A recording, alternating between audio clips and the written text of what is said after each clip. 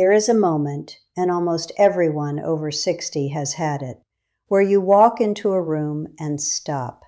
You stand there, and you cannot remember why you came. You laugh it off. You say, "It's just age." You go back to the kitchen, see the thing you were going to grab, and shake your head at yourself. And that is probably nothing. That probably is just age. But there are three other things. Three specific types of forgetting that are categorically different, and the research is unambiguous about what they mean. If any of the three I'm about to describe is happening to you regularly, and I mean more than once a week, more than once in a single day, that is not aging. That is a signal.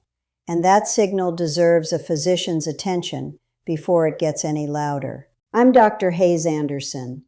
And after 22 years in senior health, I've seen firsthand what the difference looks like between memory changes that are benign and those that aren't, and how much earlier intervention matters when it's the latter. By the end of this video, you will know exactly which three types of forgetting cross the clinical line, why each one looks the way it does in the brain, and what a proper evaluation actually involves.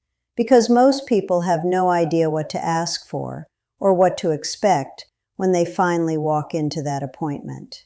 Stay with me, because the third one on this list is the one I worry about most, and it's also the one that gets dismissed the longest. Here is the gap in public knowledge that I want to close first, because it matters enormously. Most people believe that all forgetting is on the same spectrum, that you just have more or less of it, and that the line between normal aging and early dementia is a matter of degree. That is not accurate. The research draws a much sharper distinction than that.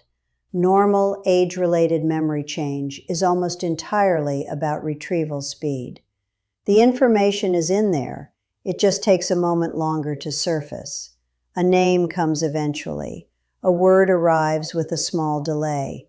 You remember why you walked into the room once you're back in the context where you formed the intention. That is the aging brain working slightly more slowly, not losing information. True early cognitive decline is different. It's not about delay, it's about loss. The encoding fails. The event never gets written to long-term memory in the first place. And what that looks like in daily life, how it manifests in specific, identifiable patterns, is something every senior and every adult caring for a senior needs to understand. The first type of forgetting that requires medical attention is forgetting recent conversations. Specifically, having a conversation and having no recollection of it hours or days later. This is not the same as forgetting the details of a conversation. Details fade, that is normal. This is something different. This is your spouse telling you something at the dinner table, and 2 hours later, you have no memory that the conversation happened at all. This is asking your daughter the same question on 3 consecutive phone calls, not because you forgot the answer, but because the conversation itself never consolidated into memory. This is a friend describing a lunch you had together last week, and finding yourself genuinely unable to place it. Not just unable to recall what was served, but unable to place the lunch at all. What is happening in the brain when this occurs is that the hippocampus, the structure responsible for converting short-term experience into long-term memory, is failing to perform that conversion reliably. The experience happens, you are present for it, but it does not get written down. The hippocampus is also among the first structures in the brain to show the amyloid and tau pathology that characterizes Alzheimer's disease. Which is why this specific pattern, forgetting recent events while distant memories remain sharp, is one of the earliest clinical signatures that neurologists are trained to look for. Let me tell you about Conrad. He was 73 years old, a retired high school principal, one of those people whose whole identity was built around being sharp. He called my office after his wife asked him for the 3rd time in 2 weeks whether he remembered a visit from their son the previous weekend. He did not. Not the visit. Not the dinner they had cooked. Not the card game they had played. His son had been in their home for 2 full days, and Conrad had no trace of it. He said to me, "I'm not slow, Dr. Anderson.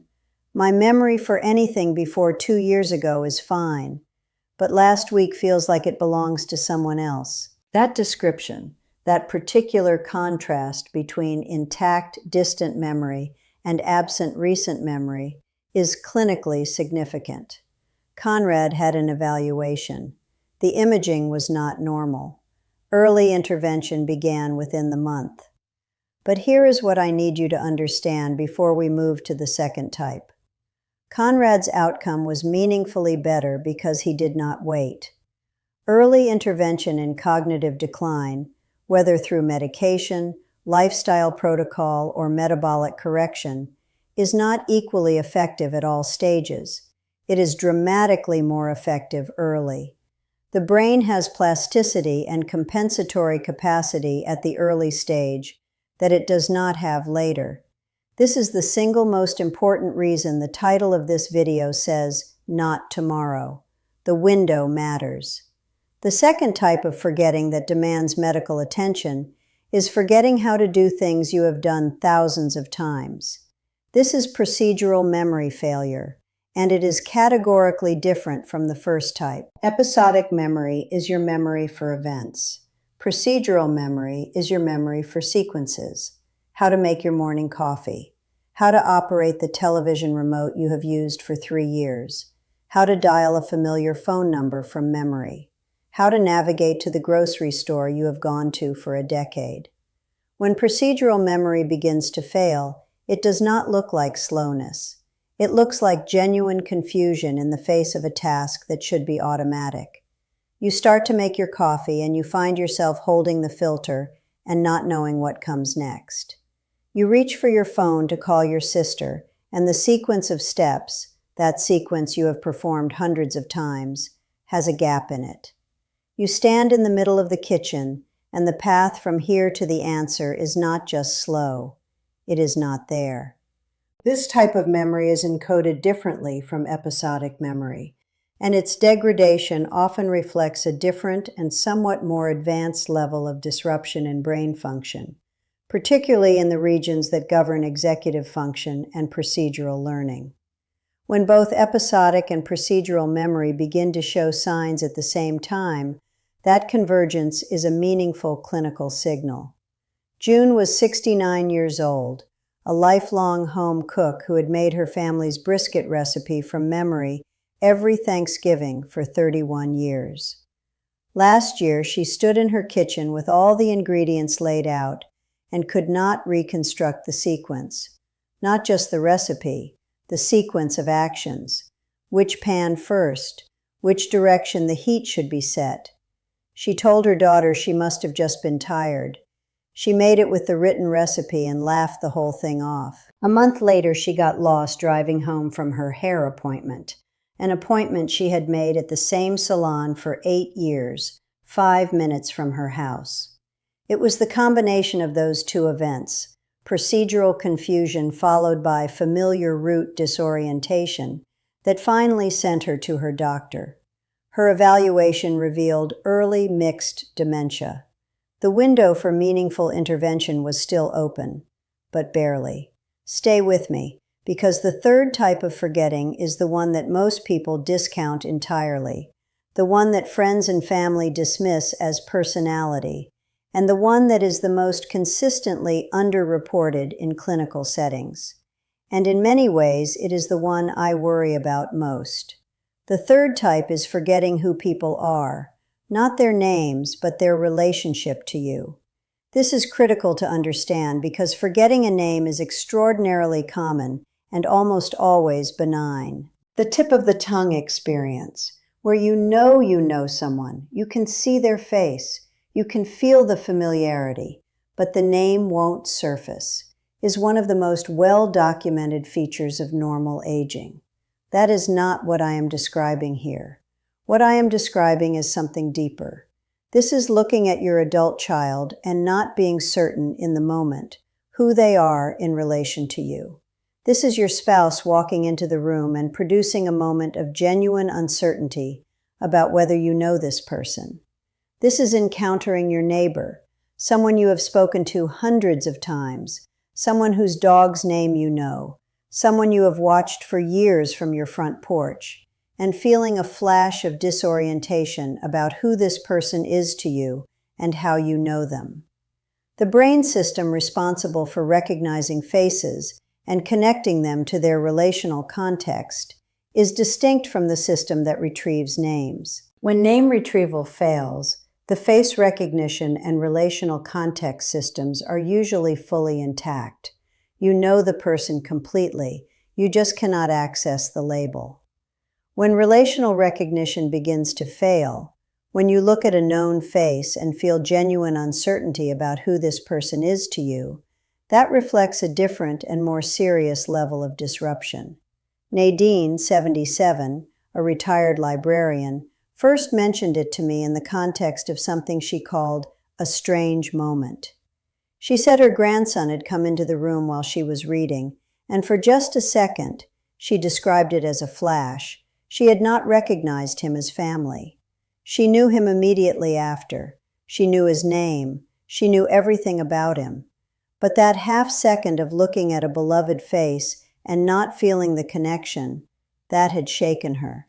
She had never told anyone because it sounded too frightening.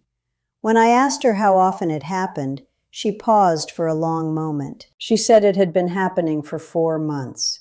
She had been waiting to see if it would stop on its own. It had not stopped. It had become more frequent. Her evaluation began the following week. So here is where I want to be direct with you. Not frightening, direct. Memory problems are not a verdict. They are not a sentence. They are information.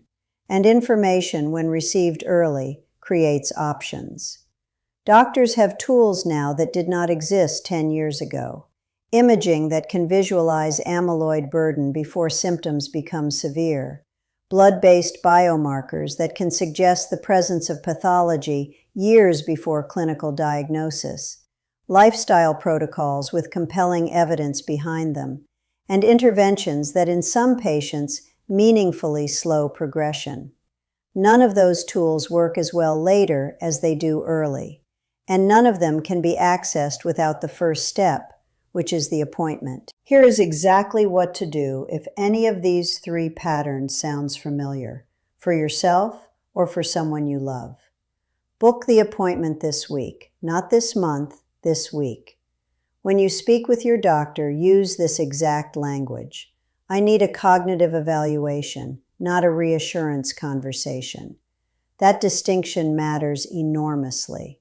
A brief office visit where a doctor says, "You seem sharp to me," is not an evaluation. A proper cognitive evaluation includes standardized memory testing, tools like the MoCA or the MMSE, and depending on results, may include laboratory work to rule out reversible causes and referral to neurology for imaging. Ask for all of that specifically. Second, document what you are experiencing before you go. Write down each instance, the date, what was forgotten, the context. That written record is more useful to a clinician than your memory of the events, and the irony of that is not lost on either of us. Third, bring someone with you, a spouse, a daughter, a trusted friend. A person close to you will have observed things you may not be aware of, and their account is often as clinically valuable as yours. The brain you have right now, today, is the most protected version of it you will ever have to offer an intervention. That will not be true 6 months from now if something is happening that needs to be addressed. You owe it to yourself to find out. And that brings me to something I want to tell you about what is coming next on this channel. Because these 3 memory signals do not emerge in a vacuum, behind almost every case of accelerating cognitive decline I have seen clinically, there is a common biological thread, and it is one that most people have never been given the language to understand. It is chronic inflammation. Not the kind you feel when you sprain an ankle, a silent, low-grade systemic inflammation that has been operating in the background for years, slowly damaging blood vessels, eroding the brain's protective barriers, and accelerating the very changes I described in this video. The next video in this series is going to go deep into what chronic inflammation actually is, how to know if your body is running it, and, critically, what seniors can do to measurably lower it. That video could change how you think about your brain health more than almost anything else I've covered on this channel. Do not miss it. Before I go, I want to ask you one question. Drop it in the comments. Which of these 3 types of forgetting have you experienced or noticed in someone you love? And how long have you been telling yourself it was probably nothing? Your answer might help someone else in this community finally make that appointment. And if this video gave you something important today, share it with someone who needs to hear it. A parent, a sibling, a friend who has been brushing something off. That share might be the most important thing you do today.